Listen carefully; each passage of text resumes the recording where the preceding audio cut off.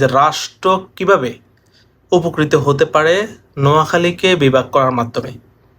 নোয়াখালীকে বিভাগ করলে অবশ্যই বৃহত্তর নোয়াখালী বিভাগে আসবে, লাইক লক্ষ্মীপুর ফেনী অবশ্যই আসবে নোয়াখালী বিভাগের অন্তর্ভুক্তিতে, সাথে কুমিল্লা কিছু অংশ আসবে, সাথে চাঁদপুরকেও নেওয়া যেতে পারে। আপনি কি জানেন যে নোয়াখালীতে বিশাল বড় চর বেশি উঠেছে বঙ্গোপসাগরে, যেখানে কমপক্ষে 1 কোটি মানুষকে জায়গা দেওয়া সম্ভব, কমপক্ষে। আপনি কি জানেন সেটা? আপনি জানেন না। তো আপনি যদি না জানেন তাহলে আপনি কীভাবে বুঝবেন?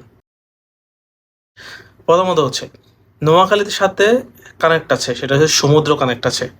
আপনি যদি সমুদ্রের সাথে আমরা যদি আমরা চাইলে একটা বন্দর করতে পারি, যেটা চিটাগাংয়ের বিকল্প হতে পারে। কারণ নোয়াখালীর লক্ষ্মীপুর বা এই অঞ্চল এমনিতে অর্থনৈতিকভাবে বাংলাদেশের নামডাক আছে। হ্যাঁ, নোয়াখালীর চৌমুহনী বাজার বাংলাদেশের 3য় বৃহত্তম বাজার।